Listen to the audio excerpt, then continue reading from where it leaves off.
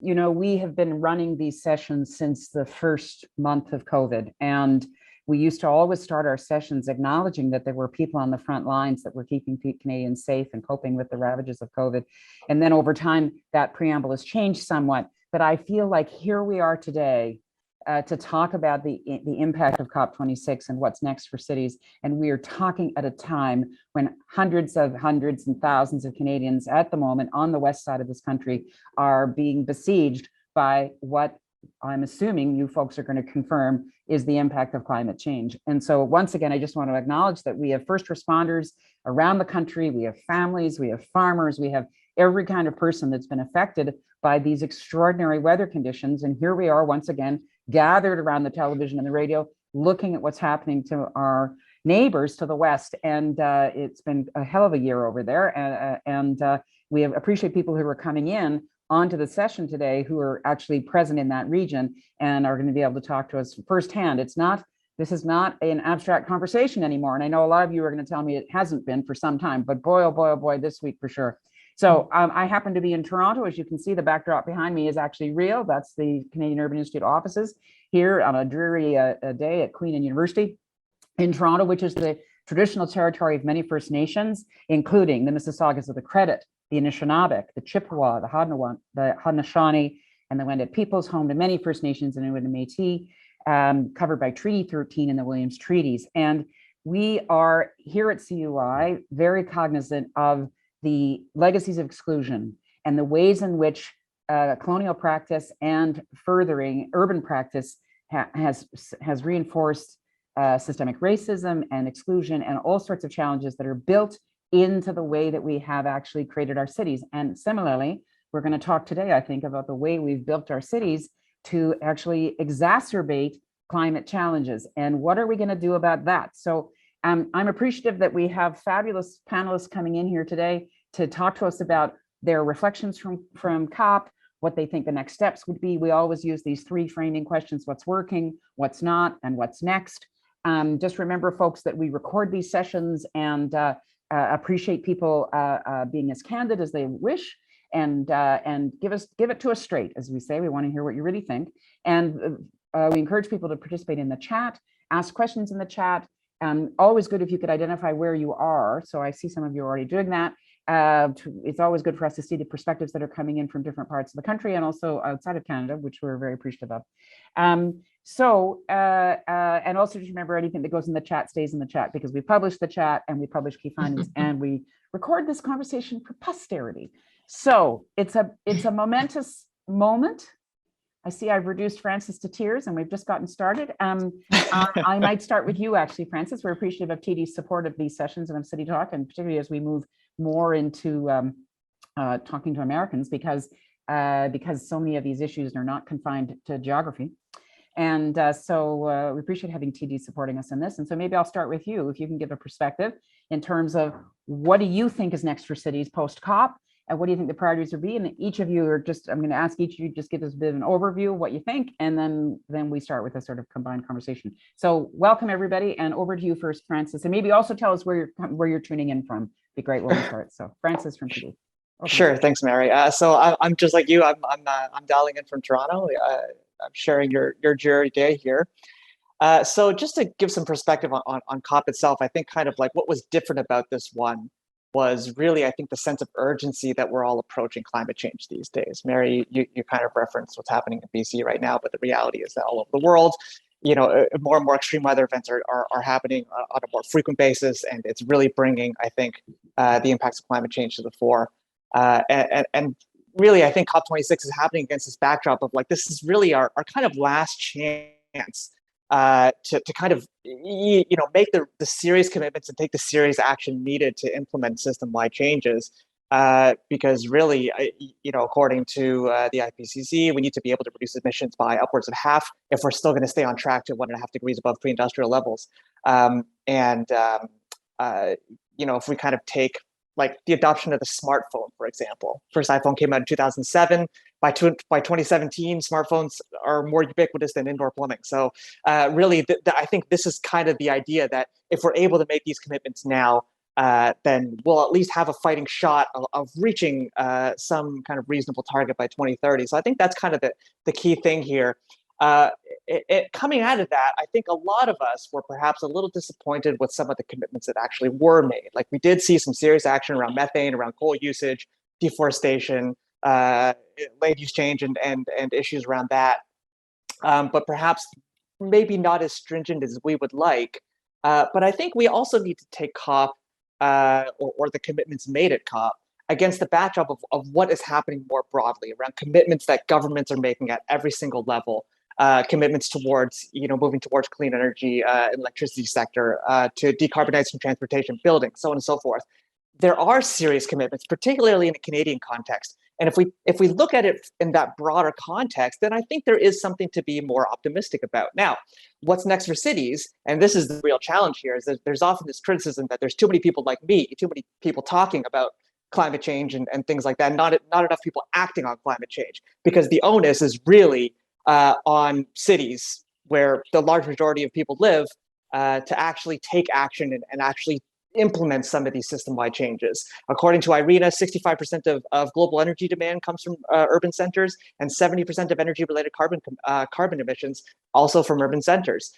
So there's a lot of opportunity here to start taking real action. And so before we get into too many details, that's everything from transportation to buildings to energy production, waste management, and things of that nature. So I think that's really what we're talking about here is, now that we've made those commitments, how are we going to actually implement these things? How are we going to take serious action? It's always the question, How are we going to get to real? And I'm interested in your point. I often just shorthand this and just say that that the reason that cities are an important intervention point is because they generate half of the emissions from transportation and half of them from buildings, and that's where the concentration of buildings is, right? So I appreciate you putting that context on. Freddie, can we go to you next, just to give us your perspective on? You can build on what Frances has said, or you can take some new points in terms of what's working and what you think is next. Sure, thank you so much. I'm calling in today from the traditional unceded, unsurrendered territories of the Algonquin Nation on Turtle Island, also known as Ottawa, Canada. I also just want to say that I'm so grateful for the past and present land defenders who I continue to learn from in hopes to make more sustainable and meaningful change. COP26, I will preface this with, this was Indigenous Clean Energy's first time attending COP26. It was my personal first time attending COP26, and comparatively throughout, this was the first time that the reduction of coal and fossil fuels was really brought to the table more seriously. That being said, I don't think it was a big enough commitment, as many of us will probably agree on this call, but it was in the conversation. And again, as we all know, there's nothing legally binding about decisions that are made at COP and negotiations. It's about how governments take that forward, how civil society and citizens put pressure on governments to really enact action, such as Frances said, on those changes. So I think that we're in a really crucial time where the conversation and the information is all there. It's all laid out. There have been scientists working in these areas for decades. There have been grassroots organizations. There's been Indigenous knowledge being shared about the destructions of Mother Earth for centuries. So it's time to really take that meaningful action. And I think in the areas of coal, and not just phasing out coal, but truly within the next 4 years at least, completely getting rid of coal. Fossil fuels also, the word is phase out, but there has to be serious commitments to that. And at the same time, inclusive of capacity building strategies and really helping and supporting communities to make those transitions, because then you're not going forward in a way that is inclusive of all. I'll also say that it was very neat to see protests on the street every single day at Conference of the Parties. There were communities coming together from all over the world. There was youth really driving for more action, and that was really neat to see. I think that's probably the most activism that was present at a COP ever. So I think that there is so much pressure, and yeah, when it comes to all of the pieces that were encompassed by what countries have said, it's so important that that is led by communities. And I think that that was in the conversation, but that could also be integrated into policies and systems. Thanks, Freddie. You know, we have a big focus here on streets, and at CUI, we have lots of work on bringing back main streets and the future of main streets. So to have people in the street and to remind people that streets are actually for people and that they are part of the civic infrastructure, we appreciate what you're suggesting. And for those of us who were at home watching it on television, I agree with you. It was very moving to see that level of engagement and just physical engagement. And thank goodness, I know there's all sorts of speculation or controversy about the carbon that's actually generated by having a COP, but I was pleased that it was in a city, that it wasn't in some rural, remote place. It was actually grounded in a city, saying this is the real conversation. Agathe, could we go to you next, please? And with that bucolic background to you, I don't know what's in your background there. I'm going to tease Julia about her background because she's got preserving like me, but I don't know what the background is behind you there, Agathe, but where are you coming in from? Well, unlike what my background might suggest, I think it's Sydney. I'm not sure. I'm actually calling and joining you all today from London, where the skies do not look like this, and certainly not at this time of day. It's pitch black outside. And we should just identify you're calling in from London, UK. Not London, my UK. Not my hometown of London, Ontario, but London, UK. Right. Well, London, UK. We're appreciative to have you, and we know we're keeping you from your supper. So thank you for joining us, and over to you. No worries, no worries. Yes, indeed. I'm calling from across the pond. It's a pleasure to join you all today. So my name is Agathe Cavicchioli. I'm the head of advocacy for the C40 Cities network, which some of you may be familiar with, is a large network of nearly 100 cities committed to delivering ambitious climate action in line with the Paris Agreement. I was also seconded this year into what's called the High-Level Climate Champions team of COP26. And what the High-Level Climate Champion does is that it's a Paris Agreement, it's a position created by the Paris Agreement with the sole purpose of galvanizing, bringing together, and supporting those who aren't negotiating parties of the COP, but are instrumental and critical to the implementation of the Paris Agreement. So that's cities, regions, businesses, and so on. So with that dual sort of perspective on the COP26, I think what worked is twofold, and I'm really glad Francis also raised the importance of moving from commitment to actions. Because firstly, I will say that we're seeing a real shift in focus away from net zero by 2050 commitments. I think a lot of you will have heard or seen the memes going around the internet. It doesn't mean anything to commit to doing something in 2050. I'll stop drinking in 2050. Isn't going to solve anything tomorrow. So I think there was a real, and if you haven't seen it, you should look it up. It's a satirical take on the climate negotiations, and it's true that we're seeing a real shift in focus from not so much these long-term strategies that a lot of laggard climate countries are taking, but so long as it doesn't entail any major actions, policies, reforms tomorrow, they may never yield any results against these objectives. So we've seen a real shift to talking about 2030, and that's where the NDCs become really important.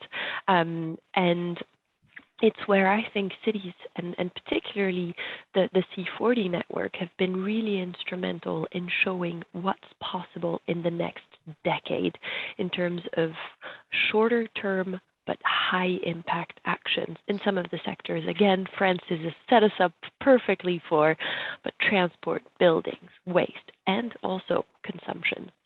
So that was really positive to see. It translated as well, I think, to an extent in the media coverage and the conversations around COP. We worked with the Champions team to bring together a coalition of 1,000 cities committed obviously to net zero by 2050, but most importantly to halving their emissions by 2030. And so we've got over 1,000 cities ready to do this, and that really has shown at this COP that there are some doers despite some delayers. And the other way that this is translated, so for me the other really positive thing is it's shown in the text. It is shown in the agreement of the text. It really is going much further forward in acknowledging the contributions of cities and their future role. So I'll be happy to explore further in the conversation what this all means. But I really think there's a real shift in relationships, in the relation and contribution cities can have with as critical implementers of the Paris Agreement. Mm-hmm. Thanks, Agathe. There's always levels of cynicism about these international gatherings and whether or not they actually result in anything. So I'm going to go to Julia as the final speaker who has seen a few of these. And but also just to say that normally, and not normally, but through COVID, when I haven't been in the office, I've been at my home. And many of you know that behind me, I have a stash of the preserves I've done. So Julia, I'm very encouraged to see that you are also a canner or a preserver, because I can see your jars behind you. And I think we're going to benefit now from some perspective you can bring, having been active in this discourse for so long and internationally engaged. And also, can you, Julia, when you start, can you clarify for people what NDCs are? Because people are asking in the chat. Freddie just put a link up, but can you just— Great. Well, this is a tiny little selection of my canning. You got to come over and check. We can compare pantries. We can do a trade. I can imagine it's a tiny selection, but we can do a trade. Yeah. That's good. So thanks for this, organizing this. I did not go to COP this year. And in fact, I've said to many people, I joined the Atmospheric Fund in 2009, having worked at World Wildlife Fund for 17 years, and before that with another organization, and attended many COPs, including the Montreal Protocol, persistent organic pollutants, the climate treaties. And I said, one of the perks of my new job was not having to go to COP again. So, and that was in the deal. I am never going to another one. Because, and not to say that it doesn't have to happen, and I really appreciate, and especially the role of nonprofit organizations, because they are the glue that makes the COPs work, because it is such a stultified environment. And with all the formal protocols and the delegations, et cetera, and the nonprofit organizations played this important role of translating, kind of going back and forth, and helping formulate. And so thank you to all the organizations that, that do engage and put forward the solutions, because otherwise we wouldn't have had, the kind of attention to, and even the words about fossil fuels and coal, and bringing the role of cities to the fore, and how it's a key to translate these very high level targets into actual on the ground implementation. And that's something that we can't expect from a COP and from a national treaty, but that is essential for it to be relevant and meaningful. And I think that link has been missing, and we're really, making it more and more obvious and clear, and because cities are coming to all of these forums with, here's how we can do it. And Agathe, this is the exact framing. We have to have everything in 100 months. Think about it, 100 months. And what we've done, and look at the Greater Toronto Hamilton area, like in Toronto in particular, where we've met our 2020 targets. So that 20% reduction, but that was since 1990, right? So, and now all the hard stuff, right? And it's 100 months. So I think it really crystallizes what we have to do, because in Canada we're 50% of the emission profile. So we've got the oil and gas sector, we've got so other sectors, and the cities are a good half of where the emissions come from. So that is a big responsibility, and cities are not formally represented at COP. Doesn't really matter in that sense, because but when we welcome the delegations home, and this is the sort of blog that we wrote about COP. It's like, welcome home, delegation. Now let's get to work here on the actual implementation activities. And we can get into more of that, how that translates. But these are the kinds of things that we've all been saying forever and forever and forever. And we are winning some battles.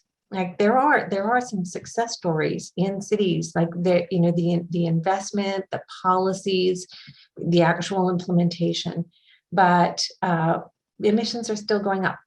So we do the inventory for the Greater Toronto Hamilton area. It's kind of flat, a little bit up, since 2015, when it needs to be going down at 7% per year.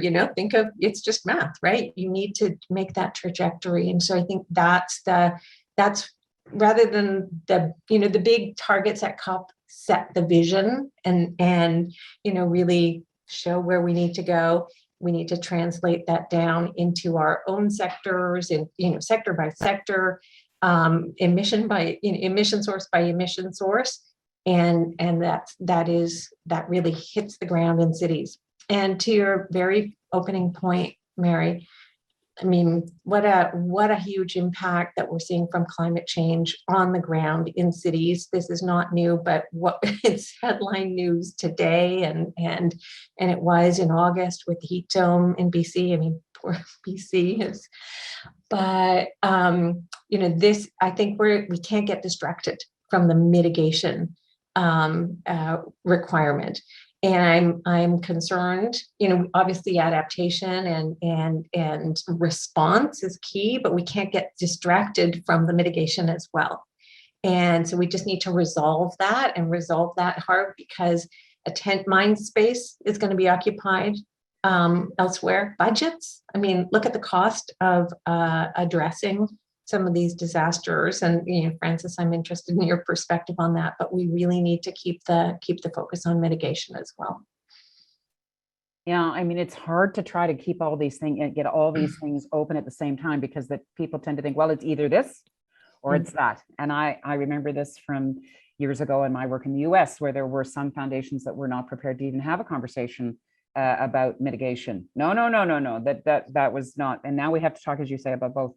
Agathe, can I go back to you for a sec on the actual agreements? Because it sounds as if you've poured your eyes to actually look at what came out of it. I saw a flurry of emails just before the final documents were completed, where there was a bit of a panic that cities weren't in, that municipalities weren't being acknowledged. And so have we made any progress on that in terms of getting national governments and international entities to recognize that municipal governments are an equal partner or a legitimate party? Yeah, thanks so much for asking. So sorry. Mm-hmm. I'm in an office space and the people are interacting with me. I'm so glad you would ask. There was indeed some back and forth, and well, everything in the COP negotiating process you have to take with a little bit of a grain of salt. You'll never have the perfect outcome. So strictly speaking, does the Glasgow Climate Pact include the word cities? No, it doesn't, but it includes them nevertheless. I'll be really happy to share some specific language in the chat. I see it's very active with a lot of questions, and I can point people to the very specific clauses and agreement and articles if you're interested into that level of detail. But essentially what the Glasgow Climate Pact does is fourfold. It expresses, and I'll quote directly so you know exactly what it says. It expresses appreciation for the increased targets and the actions, as well as the commitments made by non-party stakeholders to accelerate sectoral action by 2030. That is a direct, although hidden, reference to the work cities and also other non-party stakeholders such as regions, businesses, and so on are doing to halve emissions by 2030. And that refers directly to some actions and commitments taken by cities on clean energy procurement, on transport, on building codes, as well as clean construction. The agreement also recognizes and sort of acknowledges the concept of multi-level and cooperative action. That's another breadcrumb. You've got to look for the breadcrumbs in those decisions. That's another sign that says right, to deliver action, it's not single level, it's not just national government. And similarly, so as cities, that's also what we say, it's not just cities working with philanthropies or NGOs, it's got to be an all of society, multi-level effort. We need national government frameworks, mandates, or regulations where they can change it to give cities more powers, as well as we need finance. So that's another point from the decision. There's something else important for those of you who follow closely and who will now be turning your attention to COP27. I think one of the positives in this sorry situation where we know current commitments by national governments aren't enough. They set us on a trajectory to 2.4. Yet at the COP, they agreed to review this ambition, to review their pledges by next year.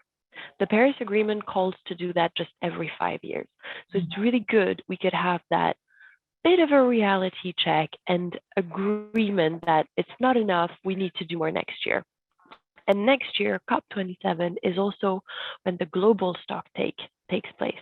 That's more COP jargon for you there, but what the global stock take does is it looks at how globally the community is doing on its objectives. We set objectives, we take commitments and plans, and every other 5-year phase, we check in. How are we doing? Are we on track? Are we not? And the agreement in Glasgow recognized that non-party stakeholders, and I keep using that term because that's the nugget, that's the breadcrumb that means civil society, cities, businesses, and so on. The decision taken in Glasgow says they must participate in that process.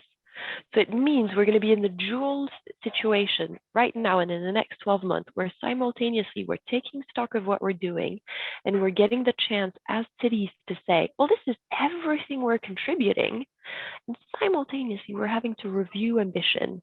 And as cities, we will be able to say, you asked for multi-level action, you asked for enhanced ambition, this is everything we can contribute as well. So lots of progress, although slightly hidden in UN language. Agathe, I really respect your diligence and what I feel is your patience with actually weighing through all this and your optimism. But I think what you're suggesting, again, once again, the City Talk chat community is a remarkable community, and they are problem solving in the parallel universe over here with their compendium of knowledge and familiarity. So thanks, gang. Keep at it. Agathe, when you talk, cities are still not parties, though, correct? Yeah. Does it matter? Can I hear from any of you? Oh, well, does it matter? I mean, technically, only the national governments are parties. This is a United Nations process, and so they are the parties, and which is why you end up with like 35,000 people at a COP, because everybody else kind of piles on. And recognizes that it's important to them. They have to participate. It should be broadly inclusive. So that the mechanism is as observers. And so, I think that's why, and this conversation is important, is that we need to connect those dots. This is your breadcrumbs, Agathe. It's like, okay, here are the big international targets, and we've been arguing about targets for the whole entire COP 1 to 26, right? And then, and how we're going to measure it and who's going to do what and all of this. But we do need to follow those breadcrumbs. We need to explicitly connect those targets to local targets. And then those local targets get subdivided based on where we know our emissions come from. This is the practical reality. And this is where cities and all of our citizens, our governments, or the businesses, the institutions that make up cities play the implementation role and the tracking role. Well, and also perhaps the program design role. I mean, I think that's maybe one of the challenges that we in Canada face, is that if this national government as a party makes commitments, a lot of that will be won and not just on climate, on homelessness, on every national policy they've got. A lot of their policies are completely dependent on the capacity of municipal government and other actors to make changes, right? So Francis, you started us off talking about what you've observed. And there's some folks in the chat saying that they think the business and industry maybe has been given too much attention on this. And I'm wondering how we can square that. We need businesses to obviously operate. Then I want to come to what can municipal government do. But Francis, what do you say to people that say, look, actually, business industry is being given too much play on this? All right, can I ask you to clarify? What do you mean too much play exactly? Well, somebody in the chat said that COP26 was really just a reflection of where business and industry were leading. Oh, I see. That's what you mean. That's what you mean. Yeah, I think it's there's a as both Julia and Agatha and of course Freddie have been talking, just like a whole bunch of things that are going through my mind. Maybe I'll just address like a few things as quickly as I can. There was one comment in the chat about, can municipalities implement change by themselves without the provincial and federal government? And this goes to Julia's question earlier about, mitigation and adaptation financing. The answer is it's really difficult. Like one thing that I think we've kind of been dancing around the point of, but haven't really hit home on, is the set of policy tools and financing tools that municipalities have at their disposal to do all these things are relatively limited. So the capacity to kind of finance real change is really difficult. And then you have like the provincial and federal governments. They might have and Mary, you've already touched on this point very directly. They'll have like strategic frameworks and ideas of how to decarbonize things, how to make change, but they're in a way 6 steps removed from things. So they might just kind of say like, here's my kind of financial contribution and an idea of how we ought to do things. And then they depend on businesses, industry, municipalities, and the actual actors to implement those changes. So and you could say the same thing with adaptation financing.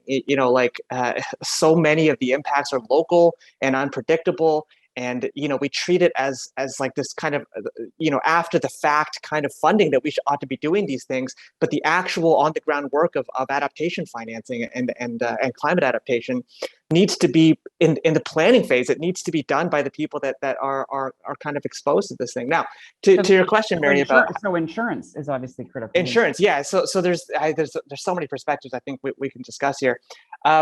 But the point I'll make is this: to your question about does industry and business get too much play in the conversation? And I'll come at it. Maybe this will be a bit controversial, but I'll come at it from my own journey about kind of understanding climate change. Admittedly, this isn't something that I've been studying for my entire career. I think I'm probably more like your average citizen in terms of learning about climate change. And I think it's easy in a way to kind of convince people that are really engaged on the file, that are really knowledgeable about climate change and policies and things of that nature, to want to take action and to see change.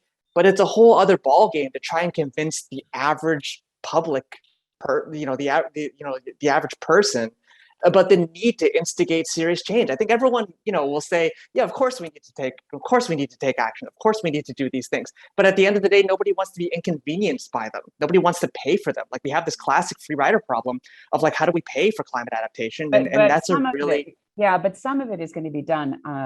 We've watched this through COVID where there's been resistance to different kinds of health protocols or different kinds of practices. Right. And it's been a really important exercise. But the leadership came from somewhere, Francis. It's, obviously, someone did the science, someone set up the protocols, somebody is determining whether we have transit, someone is determining whether or not we have a building code, someone is determining whether or not we keep building suburbs.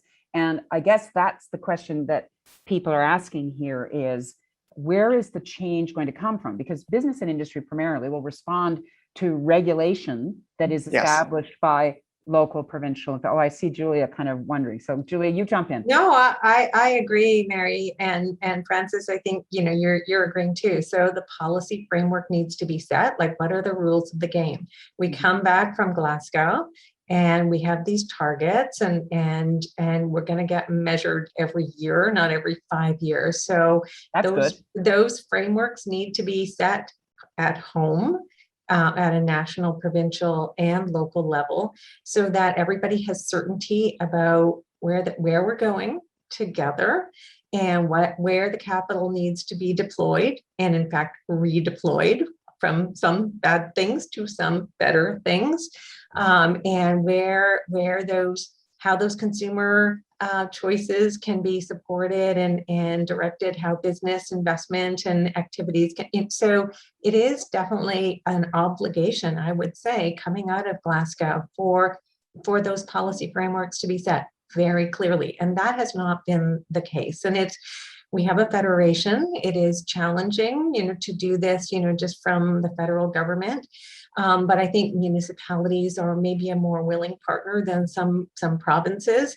And there has been, I think, a lot of effort from the federal government to try to have direct relationships with the municipalities that is not intermediated and that can get at some of those emission reduction opportunities and those and the multiple benefits there, the job creation opportunities, the technology advancement, the mitigation of impact. So, we need to we need to set the frame. We need to set the frame so that it achieves multiple objectives. It's not just about climate. I mean, it's about our whole entire economy. It's about our health. It's about equity. It's about, so many things that we can actually achieve by pulling together on this. And so COP doesn't make this happen. COP sets, and COP in Glasgow really sets the framework for it more intensely than ever.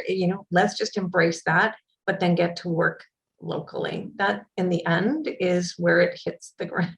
So let's talk about that, if we can, about innovative ways to actually have local action. And a lot of people in the chat saying, look, we have cities, municipalities declaring climate emergencies. Freddie, I'm wondering if you could comment with us a little bit about how do you actually mobilize what Julia is getting at, at a local unit, a community unit, in terms of the Indigenous approach.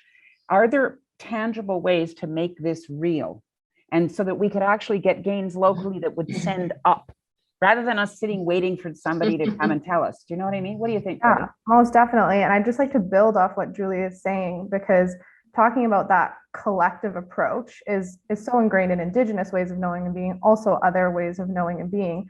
But how can we bring together everybody in the conversation? I think it's quite easy if you make the effort to engage everybody and give people more than just a seat at the table, but decision-making power. So looking at different communities and bringing those voices together. I mean, cities are filled with different groups of folks who come from different backgrounds, and how can we be inclusive of Indigenous voices and ways of being, bringing different genders to the table, 2S LGBTQI+ groups, folks with disabilities, youth, elders, different racialized and minority groups. How are we bringing everybody together to have that collective discussion and then talk about different ways to move forward as one? Who do you think should broker that conversation, Freddie? I mean, I think, again, thanks to everybody in the chat, we've got people coming in from 4 continents here throwing in ideas about how cities can do it. But who should broker that conversation? I worry sometimes that Canadians get a bit passive and we wait, for Big Daddy to arrive and say, well, it will be this way. What do you think? We've got, where do you think the impetus should be? Well, I'll give you a very tangible example. Great. In the past 6 years, Indigenous communities have led renewable energy projects in this country. There are over thousands of small to large scale Indigenous-led renewable energy projects that are being owned with at least 25% equity by Indigenous communities. That is a massive number. In 6 years, those projects have occurred and grown, and the leadership is incredible. The empowerment is incredible, and having that energy sovereignty piece to really bring back different programs to communities the action speaks for itself, but that was done by communities, and capacity building models and funding models and policy regulations had to adapt to what those communities saw. To what they needed. So what were the conditions that enabled that to happen in 6 years? And how do we mimic that in other ways? Yeah, I think there are many different pieces that come into this. I say from an organizational perspective, there was a barrier that Indigenous communities were facing due to systemic impacts of colonization, which was access to different models of education that were actually impactful for Indigenous communities. So in order to kind of bridge that gap, Indigenous Clean Energy worked directly with community energy leaders from across the country to build a program that helped educate on renewable energy, but also brought in Indigenous ways of knowing and being. And then that spurred different projects that then had to be negotiated with policymakers. So you were the intermediary. You helped identify a gap that you could see was present, and then you worked with local communities to address the capacity gap. And then what else? And then was there money made available, or were there? I think that the power is really within the communities, and it's important that the communities are always the one driving that forward. But from a funding perspective, a lot of mechanisms had to shift. I mean, Natural Resources Canada, for example, has a great program. It's called CIRC, and they also have something called Indigenous Off Diesel Initiative. And those programs are specifically tailored to Indigenous communities of how some of the barriers exist in other funding programs that communities couldn't access. So that's a good example of a government program and funding that was really broken down so that Indigenous communities could have access, but that came from the community leadership and desire to want these projects and seeing what impacts could occur. And it's still changing every day. There are many different groups working in these spaces, but I think it can easily happen in urban areas. Just bringing those folks to the table and asking, it's so easy, but what do people want? How do they see that being impacted? And how can we make it happen? And how can the supports be available to make that happen? So starting at that community level and then identifying the needs, the obstacles, and the growing up. Agatha, I see you nodding away. How does that square with your diplomatic kind of approach and analysis? Yeah, I could not have nodded more vigorously to what Freddie was sharing with us, and I really want to commend her for her work and all the community's work. This, it's rather new to me to hear of Indigenous-led renewable energy projects, and it's really inspiring. I wanted to say, to the point about the importance of community-led, ambition, decision-making.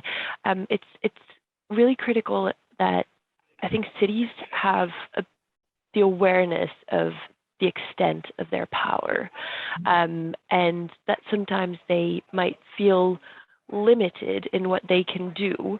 And I'm speaking from the experience of building that coalition of 1,000 cities ahead of COP, and indeed speaking to some municipalities in Canada, telling us, yeah, but we don't have the power to do this. We cannot control the behaviors, the consumption of our inhabitants, which is true, but there's power in leadership, and there's power in vision, and there's a lot of power in bringing together your residents and your local community groups, including the most vulnerable, the systematically marginalized ones, to deliver collectively truly gender inclusive and truly inclusive policies. I think a lot of local leaders, and by that I mean, mayors, council leaders, would find a lot of inspiration and would find a lot of vision amongst their communities. We can speak also similarly to the work some mayors are doing with youth. There's a global youth mayors forum to discuss and find solutions, innovative solutions, to change the city of the future, because it's the city we're handing to the next generation. They'll be living in it. They'll be governing it. So it's critical that they are included in at this stage of climate action planning and implementation. Julia, I'm wondering if you could comment a bit about the top-down, bottom-up balance, and how do we actually enable both? I know that Canadians, just for Agat's benefit, it's a kind of a blood sport here in Canada to talk about how municipal governments don't have the power and resources they need, and then we end up stopping the conversation. So I'm wondering about Julia's perspective about, and what you just said, Agat. There's lots that municipalities can do. So what do you think, Julia? Top down, bottom up, all of it? Number one, there is a lot that cities already have done. And as I say, it's maybe a bit disaggregated and not yet at scale, but there is plenty of evidence that cities can, with the tools and resources and influence and innovation that they have, move the dial. And so we just need to scale that up. And it really, it just boils down to, as you said right at the beginning, Mary, there's buildings, that's half of it. And there's transportation, that's another, mostly, about half. There's waste and sort of and then the consumption that goes into that. And of course, throughout that, there's the energy that, and in our case, it's the electricity grid and the gas that we use. So, you start sort of breaking that down, and then you see, well, who has an interest here and who has ideas and opportunities for change. And then do that bottom up, top down play. So something the Atmospheric Fund has really focused on for decades is retrofits. So we have a lot of buildings in the Greater Toronto Hamilton area. When we look at getting to 2030, 2040, 2050, pretty much everything has to be retrofitted. Pretty much everything will be retrofitted, but usually it's not at a deep enough level to get to the emission targets that we need. So we just need to, okay, what are the, I'm being a bit reductionist about it, but it's in the end not rocket science. It's held back by things like there's no policy, gas is too cheap. And therefore, what's the business case? Who are the people who are going to do this?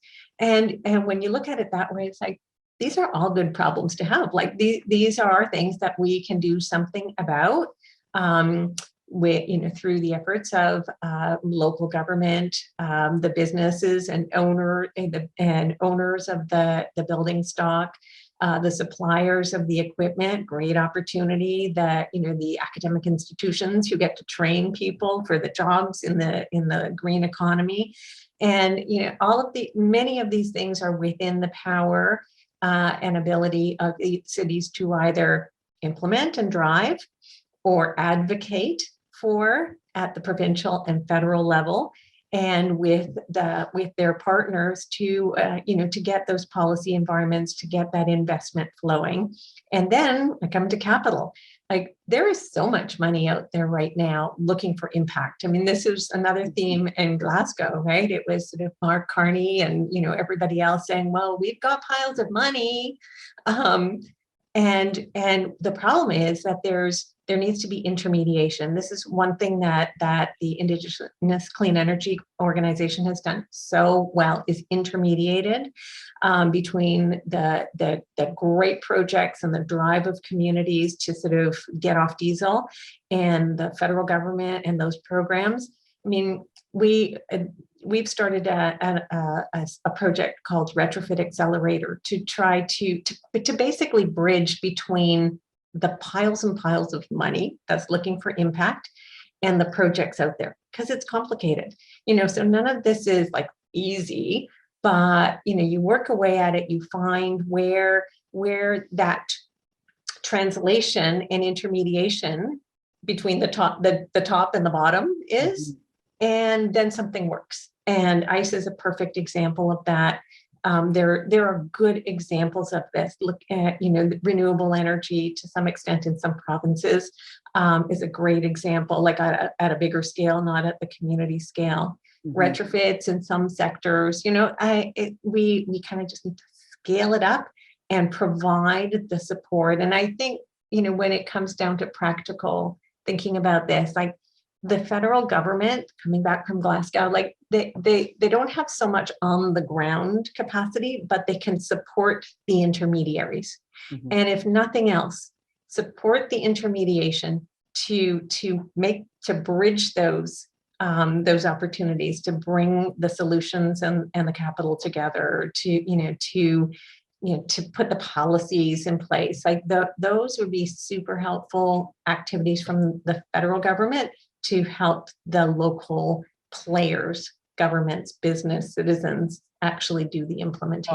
All engaged, yeah. Well, you've got just a sec, Francis, you've got a couple of 100 intermediaries here who are in the intermediation business, who are going to be empowered, I hope, to do with Freddie's example and what Julia just did a bit of a call to arms there, like, let's get cracking on it. Go ahead, Francis. What were you going to say? Yeah, I was just like, Julia brought up a whole bunch of great points. And this issue we probably haven't talked enough about is this thing around scaling up. Like there's wonderful, wonderful examples of clean energy projects all across the world. And there's now, I think this is probably another kind of new area or like a much stronger area that came out of Glasgow is the commitment of international financial institutions to really start funding these things. One of the things that we actually didn't talk about either was also the finalization of rules around Article 6, which is the use of carbon offsets towards NDCs, which is, I think, going to be a major, major game changer, particularly for organizations like ICE that are in regions of the country that are able to take advantage of carbon sequestration methods and carbon dioxide removal technologies and things of that nature. There's a project in Iceland that's basically doing direct air capture and carbon sequestration. And their basically their carbon removal is getting bought years in advance at upwards of €1,000 a ton. Crazy, crazy carbon prices when you consider we're only at $40 a ton ourselves. So I think the opportunity is there to really just connect the doers with the financiers, and the financiers and this is kind of the point I was trying to make earlier. I think the position that they're in, again, they're not quite at the level of education I think that the people that have been in the climate space for many, many years are at. And I think right now we're at the stage where we need to start educating, the average person, the average business, the average industry that is now like, hey, these climate change impacts are at my doorstep. These customers that are demanding that society take climate action are at my doorstep. How do I actually do this? What's my role here? And Francis, as you were just challenged by Julia, she's saying, well, we all have an mediation role here. So you're in finance, and finance is you're in it with a financial institution. It's a huge intermediation opportunity to influence how people spend, what they spend on, and also how projects are funded, which projects are funded, right? And what your call then would be back to government to say, hey, we want to do these things, but we need these kinds of financial incentives. Julia. Well, just a very practical point there, Francis. I mean, you look at some of the, the big banks, like like the first tier, upper tier banks, the pension funds, et cetera. They are not intermediaries. They're sitting there with capital, basically saying, bring us deals of, this big, right? But a retrofit is, I don't know, $1 million maybe, right? So that's why I'm saying that you need the intermediaries, and this is again, it's analogous to the federal to the local level, or the international to the local level. Yeah, you can get from the actual project into the high finance of the pension fund or whatever. You need that aggregator. You need somebody who's actually out there talking to the building owners, talking to, as you said, the business owners, and that's not the banks and pension funds. So we need we're to make missing. We're We missing a piece and a sector in our low carbon economy, and that needs to be developed out.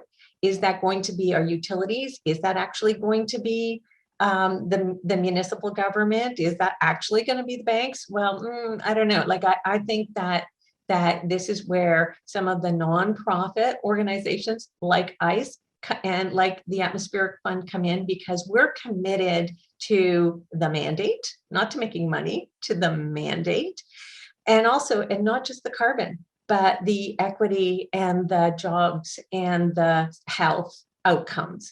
And so I think we need to reflect on having and invest in that to support the aggregation, the intermediation, to grease this virtuous wheel, so that we can then go back to COP27 and COP28 and say, look what we've done. We've scaled this up. We've cycled it up. More capital in, more and drive emissions down. Because right now we've got piles and piles of capital. There was an interesting report that just came out about how, look at all this money that's allegedly in ESG, but emissions are still going up.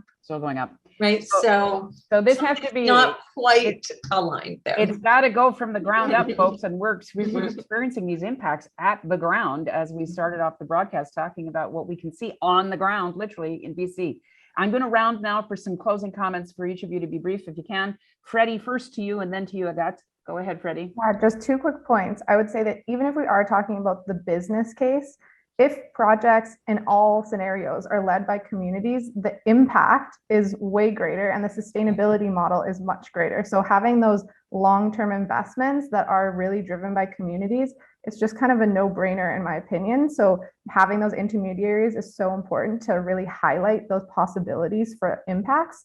And then I would just say that bringing in community voices, it takes time, and it takes time to build those relationships. So we are going to be moving very rapidly here, as we've all discussed, talking about scaling up, but it's so important that that free, prior, and informed consent piece is there, and that we actually take the time to ground and discuss before making huge movements. Mm-hmm. Yes, I appreciate that point, Freddie, and it's raised often with us, with our partners, and we appreciate what you're suggesting there about moving at the speed of human trust, as Jay Pitter would say. Agathe, over to you.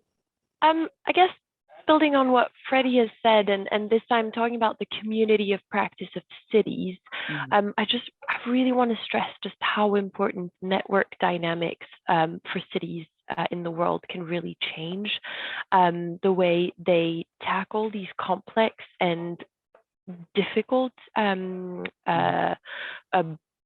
commitments and actions. The C40 cities currently has 3 Canadian cities.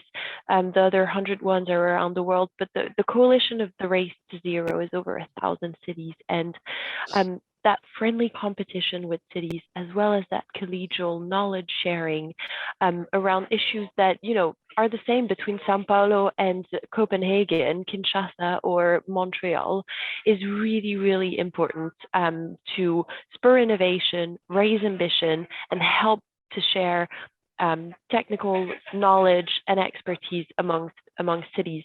So I think that's also really important for us to think about in implementation. Yeah, we're with you. That's what the Urban Institute is all about, is connective tissue, and how do we get us to learn from each other. 30 seconds to you, Francis. 30 seconds to Julia. Go ahead. Sure. I'll say, just to build on Julia's point about the role that finance plays. You know, I'm actually pretty optimistic about how things have evolved over within the last 12 months. Mm-hmm. To the point that I think several people have made here in the chat. You know, the way we've approached finance up to this point is pretty archaic, like, incorporating some of these impacts and how to actually instigate change. But I think that is changing with some of these commitments that a lot of financial institutions are making now, and how to action that. So, generally speaking, yeah, I'm pretty happy with how things are progressing, although obviously it's not going to be fast enough. We're going to have to keep it going. Okay, Julia, last word to you, and I've got some housekeeping. Go ahead. To bring it back to the COP theme, I would say I'd so much rather have a treaty that was like, how much renewable energy are we going to have? How efficient are our economies going to be?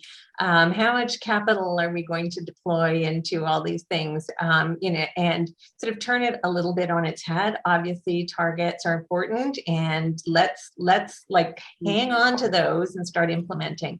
But I think we need to start being more explicit and operationalizing the solution side to keep us inspired and to keep us focused. And what the solutions are, I hear you so much. Well, that's what cities are about. That's what everybody on the City Talk always is about, is what are the solutions? What can we be doing? How do we actually engage with each other in partnership and respectful partnerships? How do we make the progress that we need to make? So Francis, thank you. Freddie, great to meet you. Julia, always great to see you. And thanks for delaying your supper a little time. We have a survey that we put up that helps us evaluate these sessions and also points us in what we should continue to talk about, because as everybody is acknowledging, there's no simple solution here. It needs a lot of concerted action, and we've heard a big call to build the capacity of intermediation. So we'll want to do more conversations. So I hope you can put some feedback when the survey comes up. And then next, on the 2nd of December, we're talking about housing options and how do we actually address the missing middle, which is a big challenge in Canada, but also has a huge climate implication. Obviously, every aspect of city building, now we have to make sure climate is right there with equity and the kinds of considerations we bring to how we're building our cities going forward.